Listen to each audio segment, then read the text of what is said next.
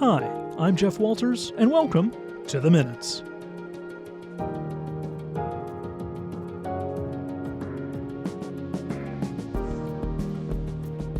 And thanks for listening today. It's great to have you along on The Minutes this week.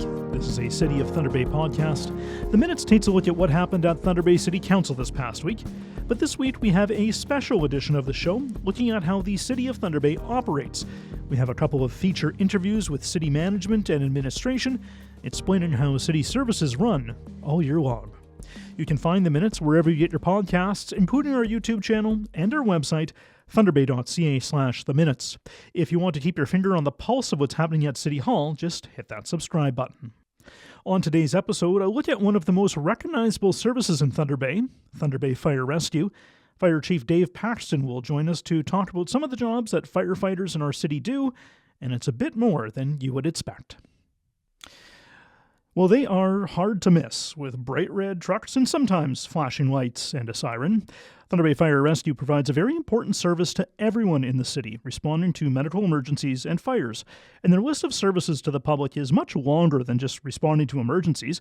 Dave Paxton is the chief of Thunder Bay Fire Rescue, and he's here to talk about the fire service and the various other things that firefighters do. Dave, thanks for coming into the Minute Studio today. Oh, you're welcome. Yeah, glad you could make it in today. So I mentioned two things right off the top there, responding to medical emergencies and obviously fires, things that people think of firefighters doing. Is this kind of the major part of the role? Yeah, our service is considered an all-hazard service. As everyone's aware, here in Thunder Bay, we're kind of on an island with no real neighbors next to us with full-time services. So everything we do has to be essentially backed up internally ourselves. We don't have that neighbor we can call on for immediate response. And is that something that departments in Southern Ontario or other areas can really rely on? Yeah, there's many examples of that where they have shared services almost. Kitchener, Cambridge, and Waterloo is a good example. There's the three sister cities next to each other, and one department will do rope rescue as an example. The other one might do water rescue, and the three will partner together to do hazmat. In the past, they've had a team combined together where we rely on ourselves. Right. Yeah, we don't have anyone nearby that's that big, right? So does that mean that they can, I guess, get away with some savings and things like that as well? Yeah, there's some cost savings on some of it. I mean, for the most part, every community's got to do a community risk assessment, which you look at the hazards in your community and determine how you're going to address it. In our case, we address it by responding to the services we do at the level of a tech rescue for us. Some departments may just be at an awareness level and they'll contract one component out to a neighbor, or they'll do it themselves and contract their services to the neighbor to offset some of the costs. And I guess you can't do that with a volunteer service as well, right? Like WAPI's not coming to Thunder Bay. No, but we do have a really good mutual aid response area here, the Thunder Bay District, the departments there. But mutual aid is something that is reciprocal, right? So it's a service that they have that they'll send to us that we'll send to them for the same. And it's neighbors helping neighbors, so there's no cost to it. It's when you need to lean on that neighbor, it's there. So that's very simple responses such as structural fire, water supply, and Auto X are some of the areas I can think of. Yeah, I didn't know that we had mutual aid in Thunder Bay. I know that, the smaller departments certainly do volunteers, but we play a part in that too. Yes, we do, yeah. There's, I think we meet quarterly, the group. All the chiefs in the area meet, and they talk about the things that have come up over the last little bit, partnerships that can be done. One area that the partnerships really works the most at is education. Especially, I can think of the Heimers Fall Fair, Fire Smart activities, different small fire safety visits and trade shows and stuff like that where they'll put a table together. But for the most part, the mutual aid component of it is force multipliers, so extra bodies when a major incident would happen in each one of the communities. Okay. Is there, we were talking about what the fire service does here in Thunder Bay, and I know for years there's been talk about fire service responding to EMS or medical calls. How would that change if we didn't do that here in Thunder Bay? How would that change your service? Well, we're staffed, and our stations are located throughout Thunder Bay to respond to structural fires and our building stock. So both single-family, multi-unit residences, as well as industrial occupancies. So that's the way we've modeled our response within a certain time frame to respond. So if we changed and didn't go to a single medical call going forward, that response would still look the same. So the tiered response program that we run with EMS and police over the number of years, that is kind of an added value component that there's a little bit of cost to it to maintain some of the training and a little bit of diesel when we do run the calls in our area, but it augments the services that EMS provides, and it's a good team response. However, when EMS shows up, they're bringing all the drugs and all the capacity to transport and treat the patient fully. We kind of stop the clock. We get there, we perform, the medical responses to our level of care. And we've got a medical oversight from the doctor at Thunder Bay Regional that helps keep us within delegated acts.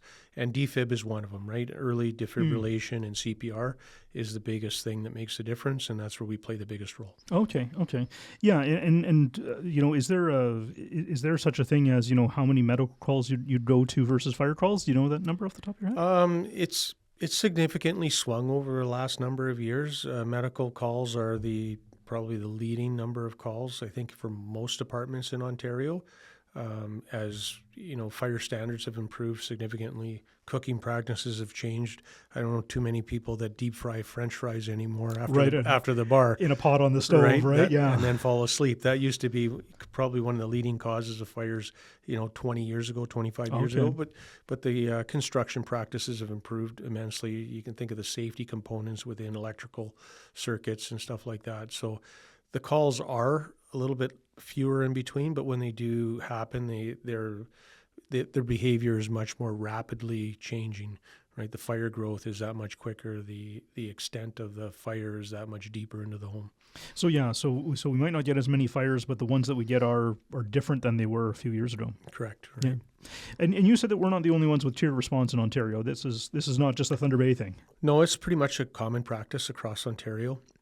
And the Ontario model is such that the fire departments don't transport, but they augment the EMS service in the area, and they respond side by side. And at times, where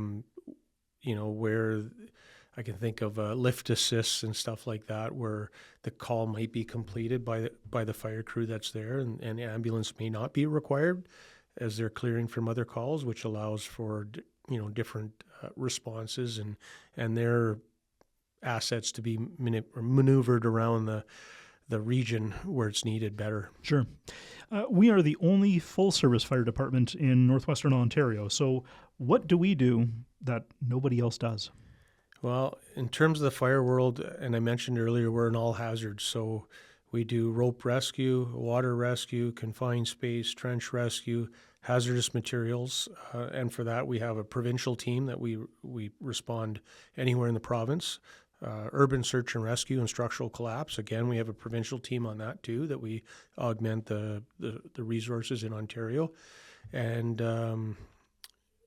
industrial accidents, forms of search and rescue as well, not off the grid, but access issues. So we've got some off-road equipment that we can get further back if someone's had an incident and needs help. We'll assist ambulance with that as well. Motor vehicle collisions is a big one. And I mentioned industrial accidents as well, and they kind of overlap with some of the equipment and tools. And then structural firefighting. The other part of it is the education and inspection and enforcement piece. So we have a pretty significant group of inspectors and an enforcement component. We work with bylaw on some of that stuff and building to enforce the fire code. The building code builds the building to a certain standard, and then depends how you use it, it's interpreted in the fire code as the safety measures that you need to maintain once you use it that way. So we have a cyclical response or cyclical inspection cycle that we want to go through and ensure. We respond to complaint inspections on that, where someone might have a concern over the safety of a building. We do investigations after a fire. Well, it's not really our full responsibility to do the origin and cause. That's the fire marshal's office, but we do assist with that. And we do some of the origin and cause where it's a little more basic and not as deep into the scientific end for cause. And then the education piece. So in terms of public education, smoke alarm, school visits, seniors, focusing on different demographics and groups. It's legislated that every municipality at the very least has to have a smoke alarm education program, which we've had multiple versions of it over time as we try to adjust that message. And it's still, to this day, is unfortunately the leading causes of fatalities is a lack of a working Really? smoke alarm in Ontario. Yes. Really? Huh. I would have never guessed that because, as you said, you've been saying it for years, right? Right. Yeah, It change the just doesn't boundaries. seem to sink in for some reason. Interesting. One thing I just want to take you back to is you mentioned the hazmat team and how how we're part of a provincial team. How does that work? We're a long ways from the next big department. We are a long ways, but pretty much every fire department has an awareness level for hazmat. So it's enough to recognize the situation and make it safe.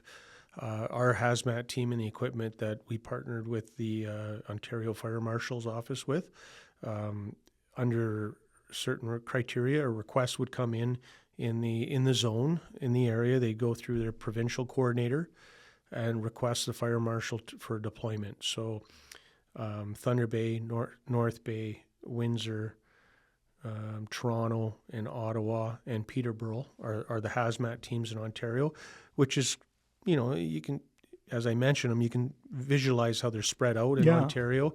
The new one that was just added is London, because they're building a large battery factory in London. Yes. So they've added another one in that area. But essentially, I can think we were deployed to Terrace Bay. We've been deployed to Chappaqua a couple times. I know Ottawa's been deployed a number of times and North Bay as well. And it's a situation that's beyond the scope of a local department. I can think of industrial facilities. They've had a chemical leak or a rail or a transport truck that might have flipped over and its load is in a condition where you need to assess it and look at possibly mitigating a leak. And we've got the equipment and the skill set and the tools to do it safely. Interesting. All these things that you've mentioned, it was a pretty good laundry list there. Does this make the service in Thunder Bay more complex than others across the province? Yeah, I'd say as an all hazards department, it's a complex juggling act, if you want to call it that, maintaining all the certifications. The legislation that's coming into force by 2028. The legislation which requires all firefighters to certify in what they're doing. 2026 was the first step, and that's some more of the routine levels of certification. But 2028 is the technical rescue component, which speaks to the hazmat and rope rescue. And so when you're an all hazards department, you have to navigate, that certification level. We train to that right now. That's not a problem. But it's the certifying piece that is brand new and jumping through the hoops of that, which, we have 185 frontline firefighters, and that takes some time to get through all those scopes, right? So each discipline, we'll call it, so rope rescue is a good example. You have to take awareness first, then you have to take operations, and then technician.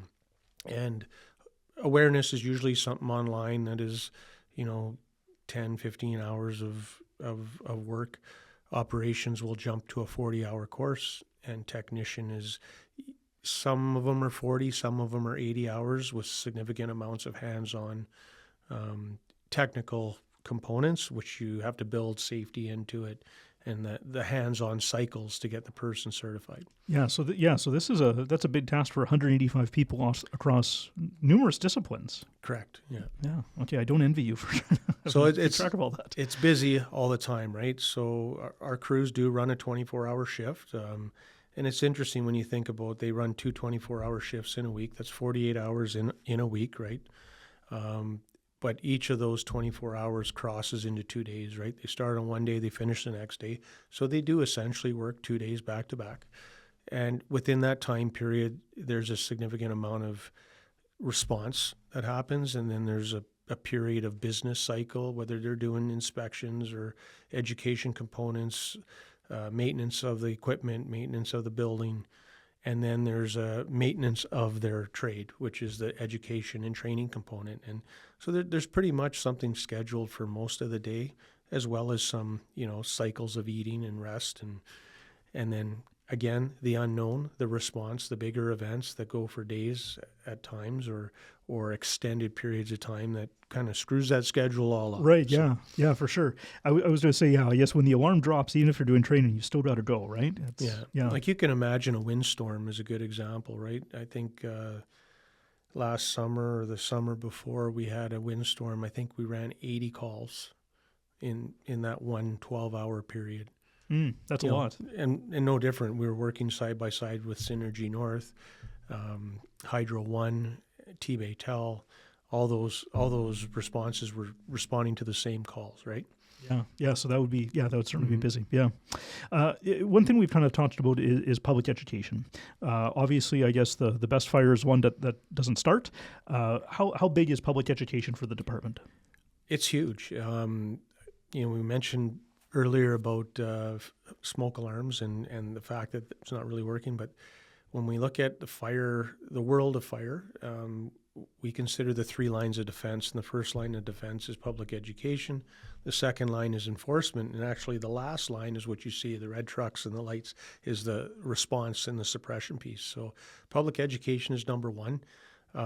We're ramping up our efforts as we go. I think we've done an adequate job, but obviously we can always do better, constant improvement, and we're taking some opportunities right now to revisit how we approach certain things and how we focus on our areas of enforcement at the same time, areas of education, what partnerships can we leverage to help get that message out. I know one of the ones we've done over the last 3 or 4 years has been, actually it's 5 years now, I think it was before COVID that we started this, was an Adopt a School program where we started recognizing that if we started the message early with children in school and repeated over a number of years, hopefully it would stick. And children have no filters. So when you give them a message, they bring it home.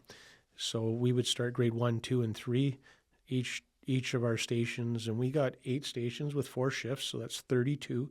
Just so happens, I think there's 32 different elementary schools in Ontario or in Thunder Bay that we would target and go visit. So the one truck would go 3 different times and visit 3 different classes and send a graduated message of smoke alarm safety, of home evacuation and planning and just overall safety and readiness of a family. And that seems to have built up, and that message was always going home to the parents. And I think it was a good way to look at it. But we're exploring other ways and other partnerships over the next little bit here to try to reinvigorate our program. Yeah, I was just say one thing that I always think about is when the news story hits about a complaint about smoke alarms, and is that maybe a group that you really have to look at? I'm thinking like students, New Canadians, that sort of thing. So within the community risk assessment, that's one of the things you look at is demographics and population. You look at your response statistics as well. Where have the majority of your fires been? What type of occupancy class have they been in? And our biggest target right now for the next little bit is going to be multi-unit. So, 2-unit, 4-unit, 6-unit buildings and get back into some of those buildings a little bit more. Do some randomized inspections, follow up on complaint inspections, maybe do some targeting messaging to ownership groups and that as well that we're going to be coming to inspect. So, and part of that is we hope that the industry will have some self-correction as well, some self-improvement, because in the end, we don't want to fine anyone. We want compliance. We want the building safe. We want the things to operate as they should be. We want the alarms to go off and they are so they can be heard in each of the units, and we want the people to behave as expected when that happens and exit properly and close the doors behind you those kind of things. So, Is Thunder Bay a tougher city too? You keep talking about the fire risk. I'm thinking, we've got a lot of old industry, a lot of sites like that. Are we different than some other centers of our size? I think we're standard. You look at any city that's been around long enough is going to have some older building stock. That older building stock has more traditional materials that it's built out of. Some of the newer buildings that you build today are built with laminated floor joists, and they're more of a system as opposed to an individual structural unit. So there's advantages to an older building. However, at the same time, some of the alerting devices in those older buildings is not at the same level as the new ones. The code today, when you build a new home, you have to have an alarm in each of the bedroom suites. You have to have interconnected, right? Whereas the code of the day from 1950, 1960, you were lucky if you had a smoke alarm. Right. Right. Let alone a CO detector as well. Right. So. Yeah. That's interesting of how it's changed so much over the years, right? Mm-hmm. Yeah, definitely some big changes. If we look ahead to the fire service for the next year or two, what are some of the upcoming goals that you have or things that you've got planned?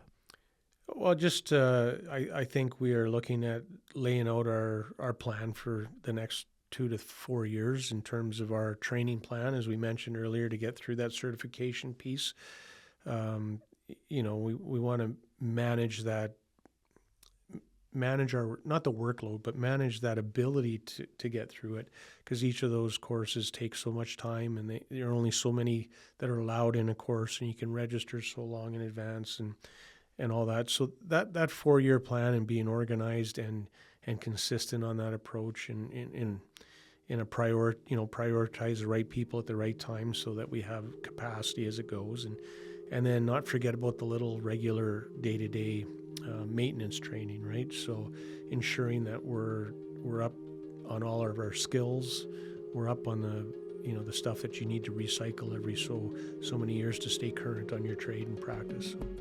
Dave, those are my questions. Anything else you want to add before I let you go today? No, I think we covered quite a bit. It was 20 minutes went by pretty quick. Yeah, not too bad, not too bad. Well, I appreciate you coming in today. Thank you very much. Yeah, no problem, anytime. That is Dave Paxton. He is the Fire Chief with Thunder Bay Fire Rescue, and he joined me today in the Minutes studio. And a big thanks for watching the Minutes this week. Of course, if you want more information about City Council, agendas, or minutes, visit thunderbay.ca/council. If you want to listen to past episodes or maybe provide some feedback, visit thunderbay.ca/theminutes.